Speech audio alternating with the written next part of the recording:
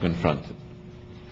Now let's move and address each one of them briefly and see whether it does make sense to look at these assumptions from the other side. Iran is rich in energy, but in 2 decades, Iran will be a net importer of energy. Today, we spend more than half of our production for domestic consumption. And with the increase in our population, within 2 to 3 decades, we would need to import fuel. Now, this is notwithstanding the fact that we earn most of our foreign currency from the export of gas and oil, and we can make much more money by exporting them rather than burning them at home.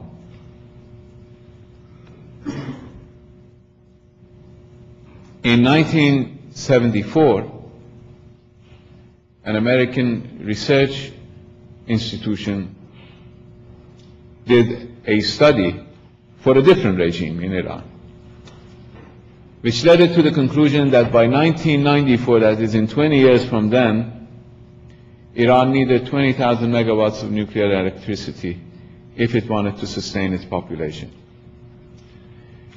Now, we are hoping to have, by 2020, the same amount, and it's called an ambitious project. In 1978, in a memo by the State Department, the US welcomed Iran's attempt to diversify its sources of energy, and in fact included a hope that through diversification and after a US-Iran nuclear cooperation agreement, there will be a new market for American nuclear energy corporations to build facilities in Iran. There was actually competition to get a piece of the pie, so to speak, in the Iranian nuclear industry. That is in 1978. Today, the State Department says it is astonished that a country so rich in oil and gas needs nuclear energy. Now, today, Iran's population has more than doubled. Its energy consumption has probably more than quadrupled, because in 1979, we had 4,400 villages that had electricity. Today, we have close to 60,000 villages that have electricity. And this tells you about the amount of consumption that is taking place in Iran. Simple OPEC data will show you how much of our energy production is consumed domestically and how much of it is exported. Now, this assumption does not even take into account the fact that since the end of the Iran-Iraq war, when we started the serious process of development, we have spent more on hydroelectric power than on nuclear power. We have spent more in terms of resources, we have spent more in terms of scientific capital in that field, to the point that we have become, although Iran is not a water-rich country, we have become one of the leading countries in the region in terms of dam construction and hydroelectric power. And we have developed it to the point that we are threatening our own archaeological heritage. That is, the dams that Iran has produced in order to conserve water as well as produce hydroelectric power, are expanding to areas that are considered Iran's historical heritage sites. And we are being, the government is being criticized by our own cultural heritage organization for not paying enough attention to that.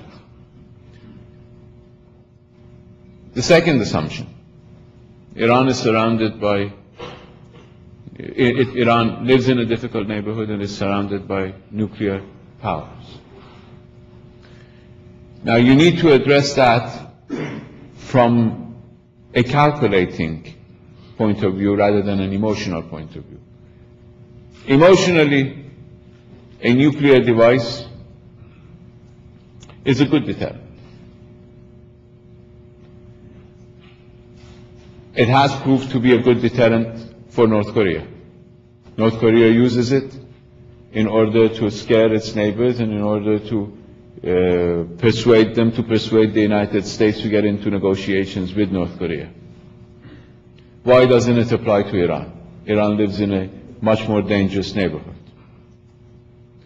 Now let's look at that assumption again from an Iranian perspective. Now, I have to be honest with you on this. There is a divergence of view in Iran. And it's interesting, the more secular you are, the more interested in nuclear weapons you get, because you have a different threat perception. But the government as it is now, as it's currently formed, let's look at the regional scenario from this government's perspective, from the leadership's perspective. Iran is the largest, most powerful country in its immediate neighborhood. That is, if you take the external forces aside, vis-à-vis our neighbors in the Persian Gulf, our neighbors to the east and to the west, Iran does not have any power deficit. In fact, we have, particularly because of the propaganda during Saddam's era of war against Iran, we've had to go out of our way in order to convince our neighbors, which are small and by virtue of their size have always had the difficulty of interacting with a much larger neighbor, of convincing them that we have no ambitions against them, that we do not want to interfere in their internal affairs. That is, even our current size is an impediment, let alone an expanded strength for Iran, vis-à-vis our immediate neighborhood. And Pakistan we never considered a threat, because Pakistan looks at Iran as its strategic depth. And just as an example, during the height of Afghanistan crisis, before the US got involved, when we were supporting the current people who are in government in Afghanistan, and Pakistan was supporting the Taliban, and we were basically at loggerheads, we were in serious conflict with Pakistan, none of us in our calculations said, now we're dealing with a nuclear neighbor and we've got to be careful in our calculations, because we knew that Pakistan's nuclear weapons were targeted somewhere else. They were not considered as a threat against Iran, and are not today. The only in strategic calculations of somebody sitting in the current government offices in Tehran with current policy comes from either Israel or the United States. Now, if you are a critic of the current policy and you believe that Iran should mend its relations, mend its problems, remove the difficulties between itself and the United States and Israel, then you will have a different outlook. But with the current outlook of difficulties with the US and Israel, nuclear weapons will simply make Iran a target, a justifiable target of attacks. It won't make Iran more secure, because Iran does not have, it cannot even dream of now using nuclear terminology, a first or a second strike capability, vis-à-vis either one. By producing nuclear weapons or producing the capacity to produce nuclear weapons, Iran would make itself a legitimate sitting target for adversaries at the global level. So from an analytic point of view, sitting in Tehran with consideration of the current state of affairs around you, Iran's development of nuclear weapons would not increase its influence and would not decrease its vulnerabilities. And from a realistic perspective, by decreasing its influence and increasing its vulnerabilities, it will eventually decrease its power to play an active role in the region.